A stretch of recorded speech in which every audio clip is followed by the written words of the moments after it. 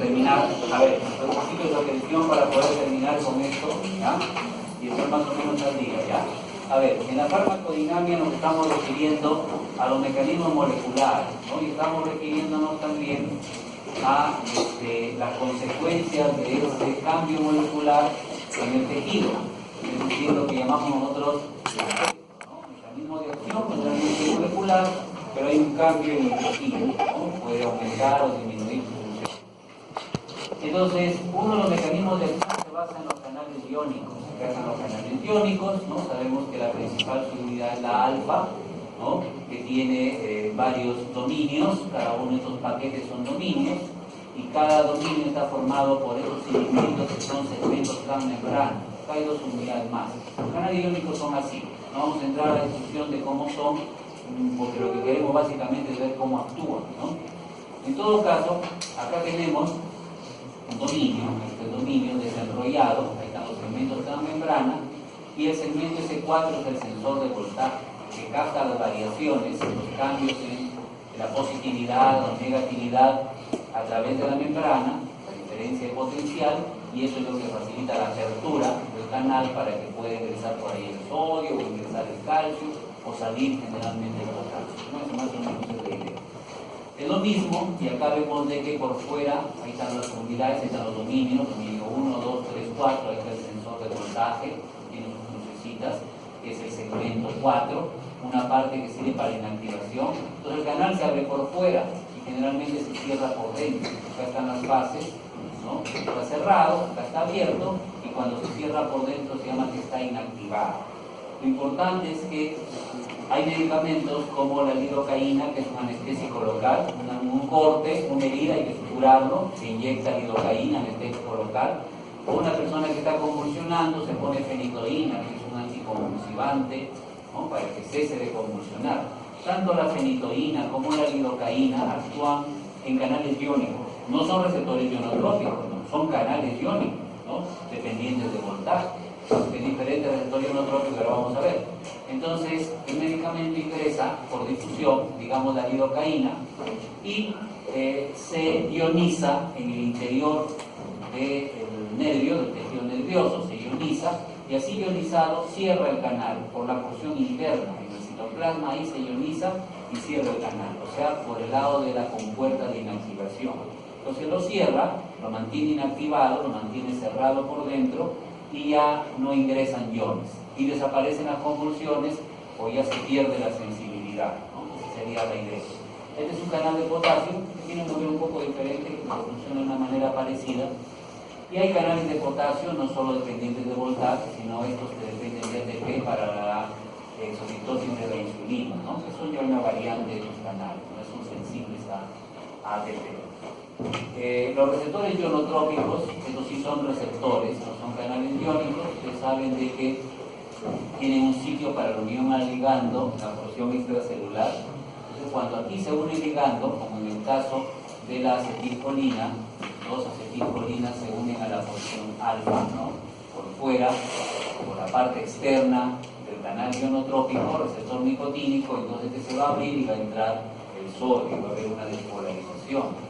Y este es el receptor también ionotrópico, ¿no? De tipo NMDA, es un receptor para el glutamato, N-metil-D-aspartato, un receptor para el glutamato.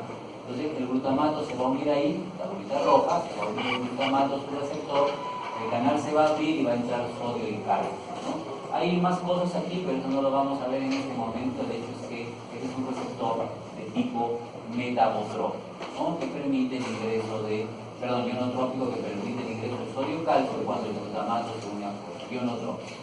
Y el último, que lo hemos visto ya en la práctica, que es el receptor GABA-A, el receptor GABA-A, ¿no? Que tiene su sitio de unión al GABA y tiene otro sitio para unión a las benzodiazepinas. Y como les dijo un grupo, el profesor Giovanni, hay sitio para la unión de otras sustancias, incluidos anestésicos generales, barbitúricos. Pero a nosotros nos interesó que el GABA se unía acá, abría el canal, ¿no? Ionotrópico, y el GABA el flúor, ¿no? Que polarizaba, cargaba negativamente el interior. Entonces ya no se podía despolarizar la neurona. Las benzodiazepinas tienen su sitio de unión propio, y cuando se unen cambian un poco la disposición de las subunidades para que el GABA se una con más facilidad. periférico, un facilitador de la unión del GABA. No actúa directamente, sino es un apoyo para que este pueda actuar mejor. El hecho es que el GABA tiene su receptor, GABA A, ¿no? Que es el más utilizado, el GABA B, GABA C más raro, y que es un receptor ionotrópico, ¿no? Después tenemos los receptores metabotrópicos. Esto lo han visto ustedes en biología, lo han visto ustedes en bioquímica. Entonces, es el modelo que utiliza enzimas, ¿no? Primero mensajeros y enzimas. Acá hablamos de la fosfolipasa. Y tiene mecanismos de amplificación, porque se producen muchos segundos mensajeros.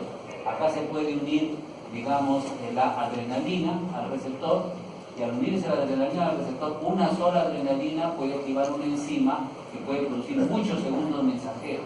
Entonces, hay un mecanismo amplificador, hay un mecanismo que requiere activación enzimática, por eso se dice de metabolismo, metabotrópico, ¿no? Bueno, unida el primer mensajero o el medicamento o la hormona acá, entonces se activa una proteína G, ¿no? La proteína G, están sus unidades que ustedes conocen, alfa, beta y gamma. La unidad alfa normalmente en reposo está unida a GDP. Cuando se une acá la noradrenalina o la adrenalina, este GDP se cambia por GTP. Y al cambiarse por GTP, la subunidad alfa se separa. Es como adquiere la capacidad de independizarse, ¿no? Al recambiar el GDP por GTP, puede separarse, se separa y activa la fosfolipasa C. En ese proceso de activación, ¿no? La subunidad alfa, que tiene actividad de GTPasa, degrada el GTP, se libera un fosfato y vuelve a convertirse otra vez en GDP. Con GDP ya no es libre, vuelve otra vez con sus compañeras beta y gamma. Entonces, este proceso está dándose de manera cíclica, ¿no? El primer mensajero se une al receptor, el receptor está acoplado a una proteína G. La proteína G tiene 3 unidades, de las cuales la alfa es fundamentalmente la que trabaja. El reposo está con GDP, pero por la unión del activador o del modulador lo intercambia por GDP, se separa, activa a la enzima correspondiente. En ese proceso pierde un fosfato, de GDP a GDP, y retorna nuevamente a su sitio original. La fosfolipasa C activada entonces va a actuar sobre un sustrato, en este caso es el fosfatidinoinositol difosfato, y lo va a degradar, lo va a repartir, lo va a fraccionar en 2 compuestos, el diacilglicerol por acá y el inositol trifosfato por aquí abajo, ¿no? Trifosfato inositol por acá abajo. El diacilglicerol activa una proteína quinasa C, y la proteína quinasa C, como toda sinasa o quinasa, fosforila y produce alguna respuesta. El trifosfato inositol actúa en el retículo sarcoplásmico, que es uno de sus flancos principales, liberando calcio. El calcio puede ser el tercer mensajero. Primer mensajero, la adrenalina. Segundo mensajero, el diacilglicerol, el trifosfato inositol. Tercer mensajero en la respuesta puede ser el calcio liberado, que con la calmodulina son un complejo y puede producir alguna respuesta. Entonces es el modelo de los receptores metabotrópicos. Los 2 mecanismos que utilizan receptores metabotrópicos más importantes son los que están acoplados a proteína GS y a proteína GQ. La proteína GS activa a una enzima. ¿Qué enzima? Adenilato ciclasa. Adenilato ciclasa. O adenilil ciclasa, dicen otras referencias. La adenilato ciclasa transforma el ATP en AMP cíclico. Ese es el segundo mensajero. Y el AMP cíclico es el encargado de activar una PKA. ¿Qué será PKA? Proteína quinasa A, ¿no? Quinasa o sinasa, como les decía Sama Pedro. Entonces, esta quinasa o sinasa va a fosforilar. Puede fosforilar canales iónicos abriéndolos, por ejemplo, en el corazón, y va a entrar más calcio y el corazón se va a contraer con más fuerza. Entonces, esta cascada en el corazón aumenta la fuerza de la contracción, ¿no? Puede, como dice acá, fosforilar una serie de proteínas que pueden regular inclusive la expresión génica, pueden regular los movimientos de calcio o de potasio o de otros iones, pueden facilitar la síntesis de neurotransmisores. Las quinasas pueden tener múltiples acciones. En el caso del hígado, que ustedes estudiaron en bioquímica también, si esto es hígado, la proteína quinasa puede fosforilar a la fosforilasa sinasa. que fosforila a la fosforilasa B convirtiéndolo en A, que degrada el glucógeno. El glucógeno hepático, hay glucogenólisis por esta secuencia. La glucogenólisis hepática se produce por esta secuencia. Se supone que ustedes ya lo recuerdan. Bueno, y la otra cascada importante, que nunca debemos olvidar, ¿no? Porque esto nos vamos a aplicar, tiene utilidad todos los todas las grupos de medicamentos, ¿no? Del sistema nervioso autónomo, que vemos la próxima semana, y eso tiene aplicación en muchas cosas, es la de la proteína GQ. Así como hay GS, hay GQ.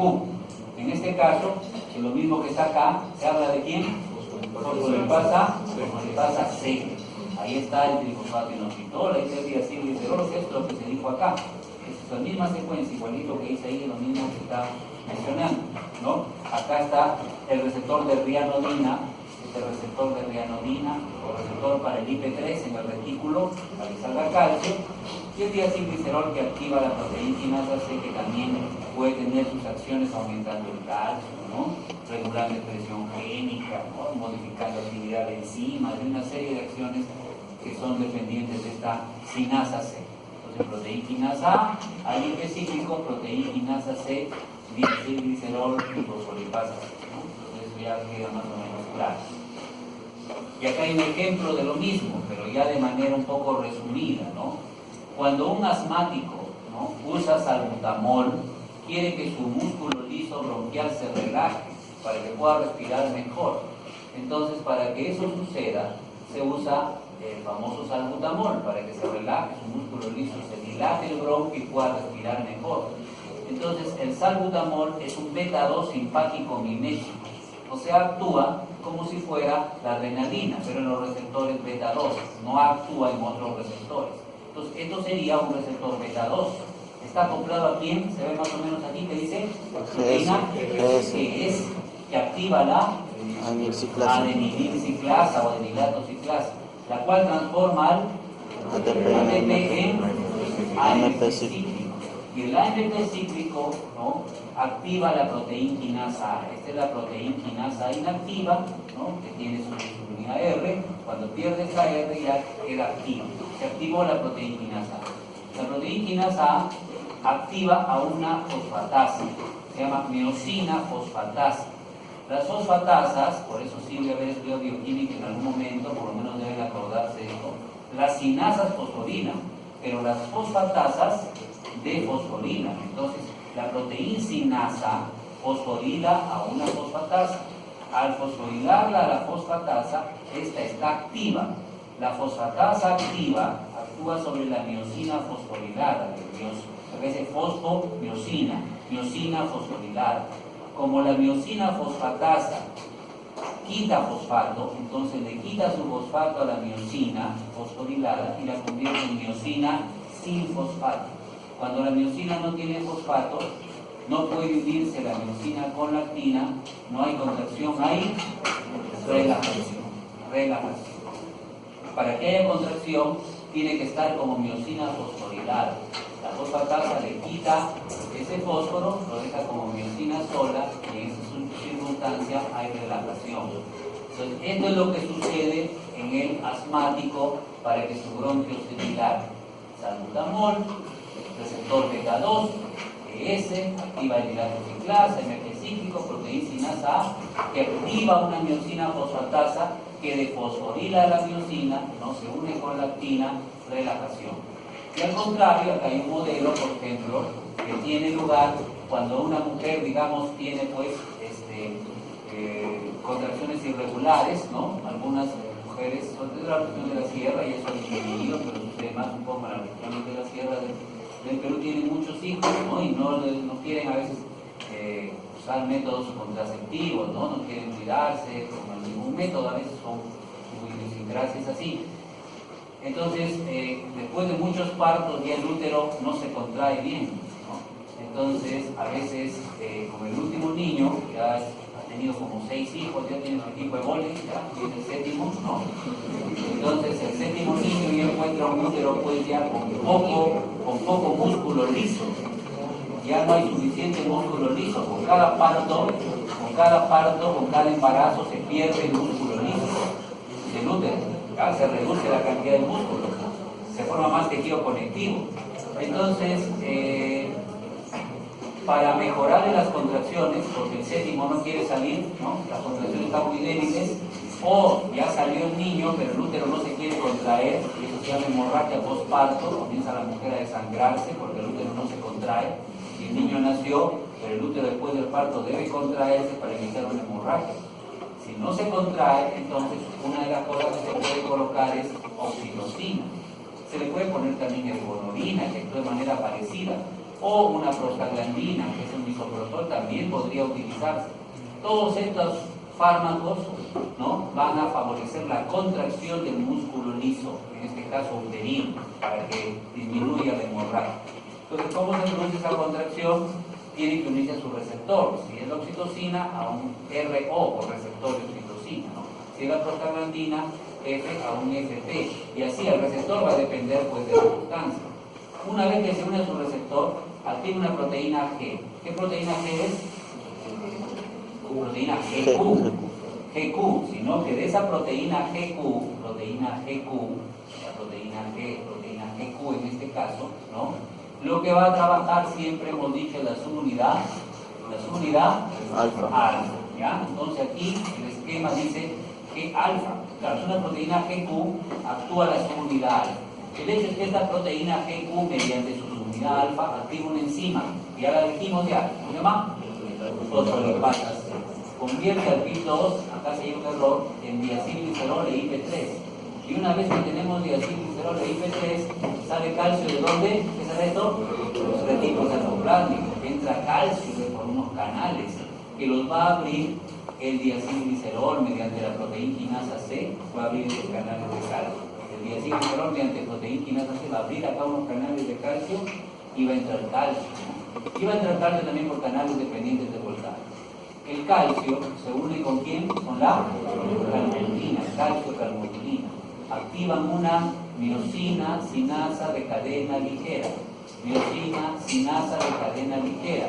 Una enzima que fosforila a la miosina, no a toda, a la cadena ligera. Y entonces de miosina sin fosfato la convierte en fosfomiosina.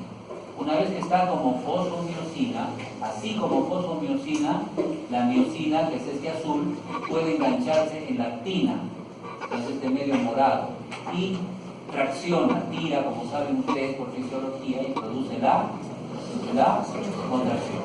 Entonces, esto es lo que va a generar la contracción, y al contraerse el útero hay menos sangrado, gracias a la oxitocina, o alguna prostaglandina, en fin, y la mujer controla su hemorragia. Otro tipo de receptores, ya vimos receptores ionotrópicos, metabotrópicos y los canales iónicos. Son canales iónicos, pero ahí se pueden unir algunos medicamentos. Son los receptores con actividad de sinasa o quinasa.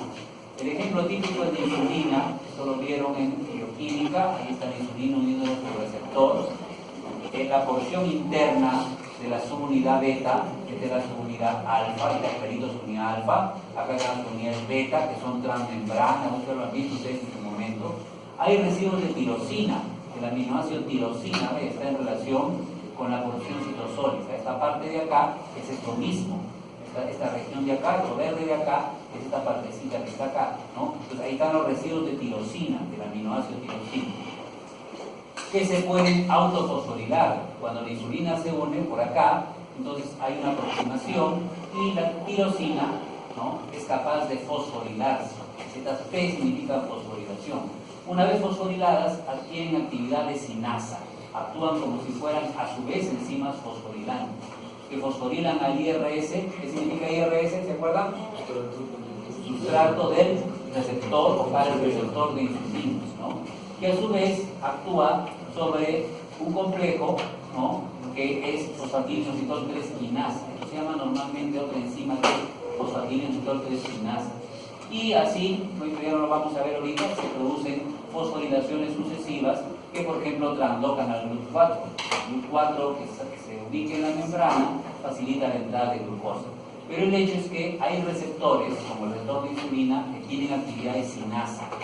Se dice de tirosina sinasa, ¿no? Cuando se une al receptor, se pueden fosforilar y activar y funcionar funcionar como enzimas fosforilantes que a su vez agregan fosfato a otros sustratos. Algo parecido sucede con los factores de crecimiento. Se dice factor de crecimiento endotelial vascular o factor de crecimiento derivado de plaquetas. Bueno, como sea, estos factores de crecimiento se unen a su receptor y por la porción interna hay residuos de tirosina, ¿no? Dice que tienen actividad de sinasa, ¿no? Y al tener actividad de sinasa, entonces pueden producir algunas fosforilaciones en algunos mediadores acá que favorecen la transcripción, la síntesis de proteínas o la activación de la replicación. Si es factor de crecimiento endotelial vascular, va a favorecer que se formen células endoteliales, nuevos vasos sanguíneos, en fin. Este sitio se puede bloquear, en los casos del cáncer, con algunos medicamentos biológicos se puede bloquear, o se puede bloquear acá para que no se formen nuevos vasos y el tumor no prolifere, pues no aumente, no se desarrolle en exceso. Y para los que ustedes han tenido o tienen hepatitis B crónica, pacientes que tienen hepatitis B crónica, entonces se puede usar interferón, que es una citoquina. El interferón puede activar tirosininasas, ¿no? O janusquinasas, son receptores con actividad sinasa que activan moduladores de la transcripción, ¿no? Reguladores de la transcripción, transductores, activadores de la transcripción, y pueden también regular algunos genes para inhibir el virus de la hepatitis B. El interferón alfa se puede usar en el tratamiento de hepatitis B, pero este que tiene actividad de tirosina sinasa, ¿no? Y regula la transcripción. Otro grupo de receptores que vamos a ver también en su momento con más detalle, ya vemos la tirosina sinasa, son los receptores citosólicos. Esto también se ve un poco en bioquímica. Acá está el receptor que es la parte anaranjada, el receptor para el glucocorticoide. El cortisol y los glucocorticoides en general, que es de estructura blanca, ¿no? Ingresa al citosol y se une a su receptor, que es la parte anaranjada. Una vez que se une, se forma un complejo, pues no, hormona receptor, glucocorticoide receptor.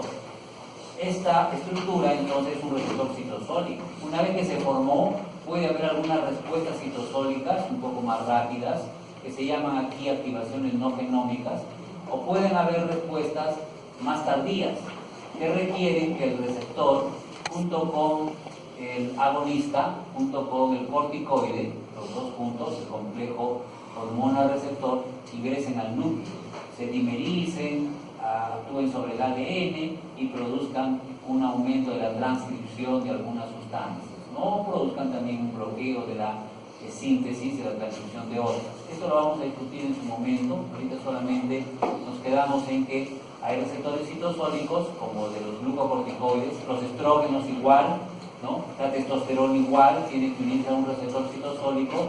Algunas respuestas son en el mismo citosol y otras son nucleares, ¿no? Y otras son transcripcionales. Acá el estrógeno podemos ver que sucede lo mismo, se une a su receptor, se forma un complejo hormona-receptor, ingresa al núcleo, se une a un segmento de ADN y puede haber respuestas transcripcionales. Y lo mismo para un medicamento que se usa en la diabetes, que se llama la tiazolidinediona. Acá está su receptor, el PPAR, y ahora vamos a ver en un momento qué significa.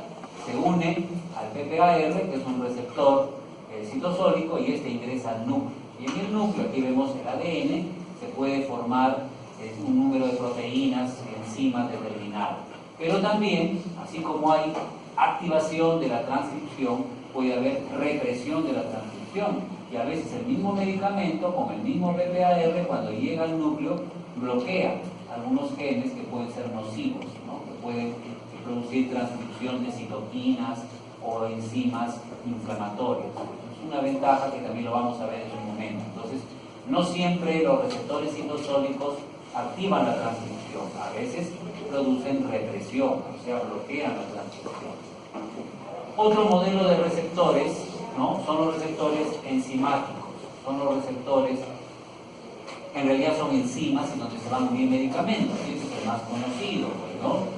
Aquí está la enzima convertidora de angiotensina. Todos sabemos que el angiotensinógeno por acción de la renina se convierte en angiotensina 1, luego la angiotensina 1 por acción de la ECA, ¿no? Acá en inglés, obviamente, enzima enzima convertidora de angiotensina se convierte en angiotensina 2 y esta es la que produce la unión o la que se une, la que activa los receptores AT1, etc.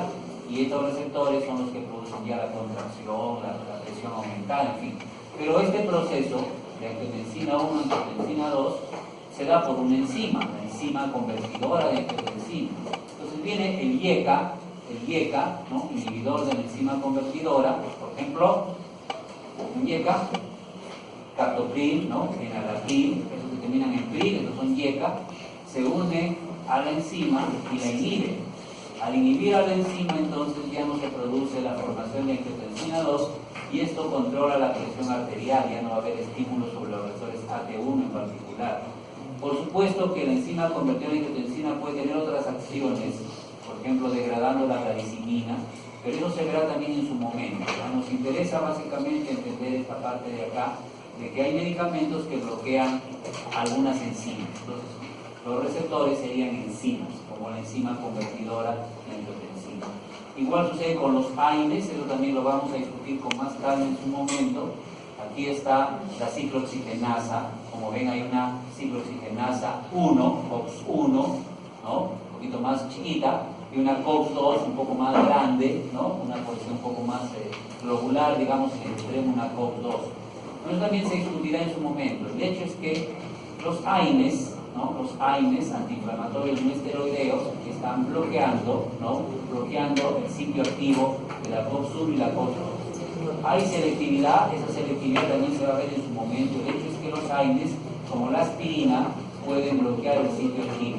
Entonces anulan la actividad enzimática de la ciclooxigenasa. Entonces ya no se van a formar las prostaglandinas, no va a haber una deficiencia en la formación de los precursores en realidad de las prostaglandinas, como la PGG2. Si no hay el precursor, ya no se van a sintetizar luego las otras prostaglandinas y va a haber efectos antiinflamatorios y esas cosas que vamos a ver de los AINES, ¿no? Entonces los AINES. Y otro mecanismo de inhibición enzimática es el que tiene lugar en la pared celular de las bacterias. Para que las bacterias no se rompan, tienen una pared celular gruesa que está formada por peptidoglucano, ¿no? Y para que esa pared sea estable, tiene que haber estos enlaces, estos rojitos, entre un polímero y otro, que también veremos en su momento, tiene que haber un enlace peptídico entre dos aminoácidos. Si este enlace peptídico no se forma, entonces la bacteria puede morir. Entonces, las penicilinas se unen a las enzimas, ¿no? Transpeptidases, carboxipeptidases, que forman estos enlaces y los inhiben, ¿no? Inhiben a la enzima, inhiben a la PVP o transpeptidasa es lo mismo, lo vamos a ver en un momento. Inhiben a la enzima, no se forma el enlace, entonces esto queda separado es más fácil de romper la bacteria y la bacteria muere. Entonces, los antibióticos, como las penicilinas, bloquean enzimas que forman enlaces peptídicos. No hay rigidez en la pared y la bacteria moriría. Otro mecanismo, ya vamos a ir un poco terminando, es el que actúa sobre transportadores, ¿no? Entonces, hay un tipo de transportador que sirve para la recaptación de los neurotransmisores. No siempre que se libera un neurotransmisor es destruido. La acetilcolina, cuando se libera, lo vamos a ver la próxima semana, generalmente se destruye. Pero cuando se libera, por ejemplo, la dopamina o la noradrenalina, un buen porcentaje es recaptado para volver a ser utilizado. La dopamina es parte de lo que nos está manteniendo ahorita casi despiertos, ¿no? Más o menos atentos, ¿no? Con nuestros procesos del pensamiento más o menos normal, ¿no? Entonces, la dopamina liberada, ¿no? Es recaptada para no estimular exageradamente a los receptores postsinápticos. Pero, si damos, por ejemplo, o si la persona ingiere, como ven acá estos rojitos, cocaína, las personas consumen cocaína, ¿no? El consumo de cocaína en bajas concentraciones, los que chachan, ¿no? Los que mastican coca, bueno, concentraciones pequeñitas, pero el que lo usa como droga, pues bloquea de manera importante la recaptación, se queda acá la dopamina libre, sobreestimula los receptores y la persona está muy despierta, está muy lúcida, pero no solo eso, comienza a tener pues, sensaciones de que tiene un poder que en realidad no existe, ¿no? Hay una sensación de bienestar exagerada, ¿no? Entonces, comienza a creer, a tener delusiones y a veces hasta alucinaciones por la sobreexcitación que genera el exceso de dopamina, por bloquearse el proceso de recaptación. Bueno, entonces esa cocaína puede bloquear un transportador que recapta la dopamina. En la práctica que vamos a ver con nuestro UIN más adelante, vamos a ver de que hay medicamentos que bloquean un cotransporte. Sin porte o cotransporte sabemos que es lo mismo, que son las tiazidas. En el túbulo, normalmente el sodio y el cloro deben ser recaptados, ¿no? Deben regresar de la orina hacia la sangre, deben ser recaptados. Cuando se bloquea esa recaptación, el sodio y el cloro se quedan en la luz del túbulo, ¿no? Se quedan con la orina, jalan, mantienen agua ahí y la persona micciona más, ¿no? Tiene un mayor volumen de orina. Entonces, hay diuréticos que bloquean a transportadores, evitando la reabsorción de sodio y cloro y facilitando en este caso la diuresis. También pueden actuar como receptores. Aquí tenemos, por ejemplo, que hay un medicamento que alquila, ¿no? La guanina del ADN. Alquilar no quiere decir que se lo va a prestar a alguien, ¿no? Por un dinero, ¿no? Alquilar quiere decir agregar grupos alquilo, ¿no? Alquil, metil, propil, butil, es una química orgánica. Entonces, al agregar esos grupos alquilos, CH3, CH2, CH3, rayita CH2, pues ustedes han revisado también un poco en su momento. Entonces, el DNA alquilado, ¿no? Con la adición de estos grupos, ya no se puede replicar, pierde la capacidad de replicarse. Y al perder la capacidad de replicarse, entonces eso detiene la mitosis en las células cancerígenas. Entonces, hay medicamentos que alquilan el ADN, su objetivo, su blanco es el ácido nucleico, para evitar la replicación. ¿Ya? Son algunos antineoplásicos. Los antibióticos también pueden bloquear, como las tetraciclinas, algunos ácidos nucleicos, en este caso el ARN, ¿no? El ARN mensajero. En todo caso, es un ácido, ¿no? Ribonucleico, ¿no? Como el ADN, tanto el ribonucleico, el ácido nucleico es bloqueado y ya se detiene la síntesis de proteínas. ¿Cómo se hace esto? Se les explicó Benjamín, creo, el profesor Benjamín, ya eso lo saben bien, me imagino, y no tendrán que regresar a preguntarme. Pero en todo caso, la idea es que hay un bloqueo de la traducción por medicamentos como las tetraciclinas, la lectura o la unión codón-anticodón en este caso, ¿no? Bueno. Después, las proteínas también pueden ser blancos, ¿no? Sitios donde se unen los medicamentos, ¿no? Y también hay un mecanismo de acción por unión a las proteínas. Entonces, se ha diseñado unos anticuerpos o unas proteínas quiméricas que en parte son anticuerpos. Acá da la fracción constante, ustedes llevan inmuno, creo, la fracción constante. Aquí debería ir la fracción variable o la porción variable, pero acá no tiene, ¿no? Una mutación. Acá está el anticuerpo completo. No importa, el hecho es que estos medicamentos que son biológicos, que son proteínas, se unen a otra proteína que en este caso es el factor de necrosis tumoral alfa, para reducir su capacidad de activar a los sinoviocitos, activar a los condroblastos, activar a los osteoclastos y la articulación se deforme, es parte de la artritis reumatoidea. Entonces, cuando un paciente no responde a los medicamentos comunes, hay medicamentos biológicos que son caros, que se administran por vía parenteral, ¿no? Pero que pueden ser eficaces para bloquear específicamente, son específicos contra una proteína que es el factor de necrosis tumoral y ya no progresa la artritis reumatoidea, y sigue dañando la articulación. Otras proteínas como la tubulina pueden bloquearse en su polimerización o en su despolimerización, que es una cuestión, digamos, cíclica, se andan formando los microtúbulos y volviendo a desarmar y volviendo a formar. Entonces hay medicamentos que bloquean estos procesos, detienen la mitosis, entonces serían antineoplásicos como los que están acá, los nombres que están acá. Entonces con eso habríamos revisado los mecanismos de acción principales, ¿no? De los fármacos a nivel molecular, ¿no? La mayoría usan receptores, ¿no? Y hemos visto cuáles son, ¿no? Desde los receptores ionotrópicos hasta los receptores que son proteínas, ¿no? Proteínas. Ahora, la velocidad con la cual se produce la respuesta depende del mecanismo de acción molecular. Eso nos está diciendo esta cintita. Acá hay 4 mecanismos diferentes. ¿Qué nos dice en la primera figura? Pues si tú tienes una herida y te inyectan lidocaína para poder suturar la herida, ¿no? Para poder coser la herida, te ponen lidocaína ahí, el anestésico local. Esa lidocaína en realidad, una vez que llega al nervio, como va a bloquear el movimiento de los iones, la respuesta en este caso de hiperpolarización se produce en milisegundos. Una vez que la lidocaína llega al nervio, la respuesta se produce muy rápido. Pero como demora un poco, desde que tú le inyectas, atraviesa, como ustedes decían en la práctica, lo pones en el subcutáneo, tiene que desplazarse, buscar dónde está el nervio, atravesar la membrana. Entonces, en ese proceso toma algunos segundos y en general la anestesia local puede darse antes de un minuto, ¿no? En cuestión de algunos segundos, 10, 15, 20 segundos, ya hay bloqueo y ya hay pérdida de la sensibilidad. Entonces, los mecanismos que usan receptores o que usan canales iónicos, actúan muy rápido, ¿no? Por una respuesta muy rápida. ¿Sí? Los mecanismos que actúan en receptores ionotrópicos, donde el medicamento tiene que unirse al receptor para mover iones, entonces ya pueden demorar algunos segundos, pero también son rápidos. Si una persona está convulsionando y le pones diazepam endovenoso, entonces en 1 a 3 minutos le va a quitar la convulsión. Te inyectas endovenoso, en 1 minuto ya puede haber desaparecido la convulsión, es rápido, 60 segundos, ¿no? A veces algo más, pero es rápido.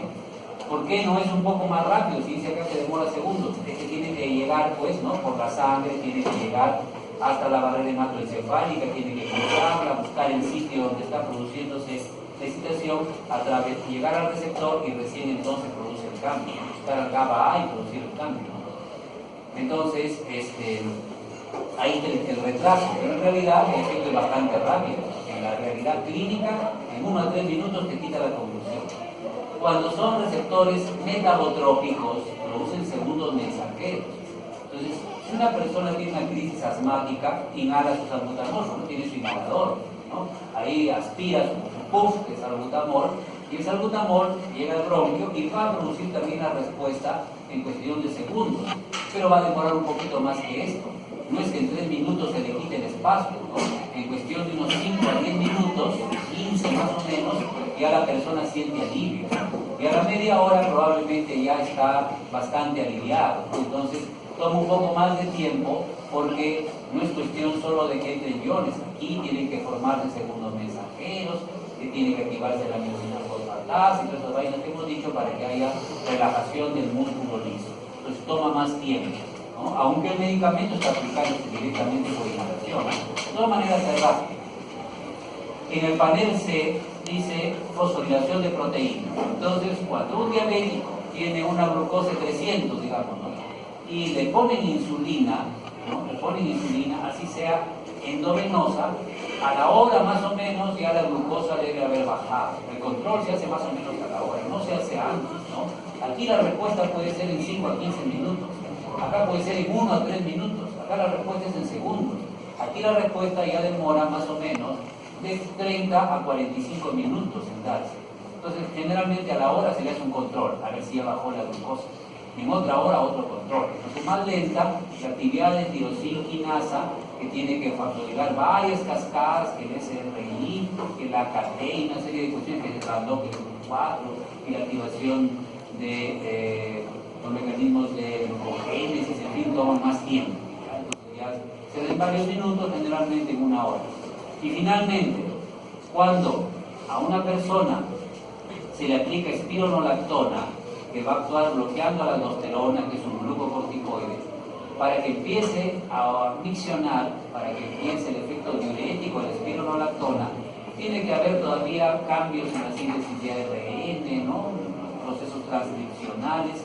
Generalmente el efecto empieza al día siguiente. Se lo toma la pastilla hoy día, de espironolactona, y recién mañana va a empezar a miccionar. O sea, el efecto va a demorar prácticamente 24 horas, ¿ya? Entonces, claramente hay una relación entre el mecanismo de acción y la velocidad con la cual se produce la respuesta.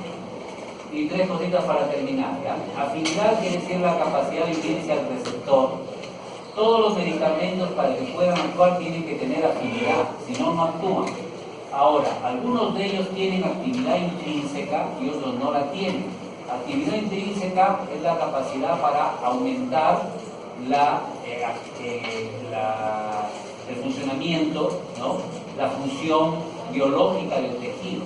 Entonces, esa es la actividad intrínseca. Si yo le pongo un medicamento y la célula del corazón se contrae más fuerte, es actividad. Entonces, afinidad, capacidad de unión, actividad, que se produzca una respuesta biológica. Entonces, acá podemos ver un modelo donde nos dice que hay medicamentos que son agonistas completos, o sea que aumentan bastante la actividad biológica del tejido. Otros son parciales, otros no producen cambio y otros disminuyen la función por debajo de lo normal. Esta raya sería, digamos, lo normal, la respuesta normal.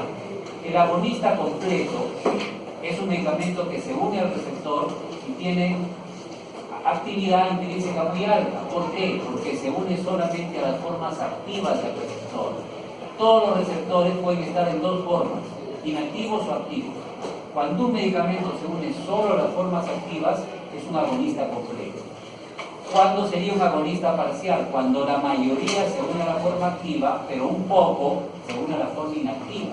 Entonces, como que aquí se está desperdiciando, digamos, en inhibir un poco la respuesta. Pero la mayoría se une a la forma activa, todavía hay una activación. Y esto sería un antagonista. ¿Qué es un antagonista o compuesto inactivo? El que se une por igual a la forma activa e inactiva. ¿Ya? Como decir, al hidrato ciclasa le están diciendo actívate, pero también inhíbete al mismo tiempo. O sea, ni me agarran y me jalan de un lado y del otro lado al mismo tiempo, con la misma fuerza, yo no me voy a poder mover. Ni me voy a la derecha ni me voy a la izquierda, voy a quedar parado, ¿no? Me están jalando extremos opuestos con la misma fuerza. Entonces la enzima ni se va a activar ni se va a inhibir, se queda paralizada. Entonces, un antagonista no produce respuesta, y un agonista tiene más acción sobre la forma inactiva, o sea, disminuye la función biológica del tejido. ¿Ya? Bueno, acá está lo que hemos dicho, la hidrato ciclasa, por un lado se activa, por el otro lado se inhibe, se queda bloqueada, es lo mismo. A ver, conceptos finales, con esto acabamos, ¿ya? Cuando de un medicamento tú usas una dosis más bajita y produces la misma respuesta que con una dosis más alta, hay una diferencia de potencia. Si tú necesitas 50 miligramos de diclofenaco para producir alivio de la cefalea y necesitas 1 gramo de panadol para producir el mismo alivio,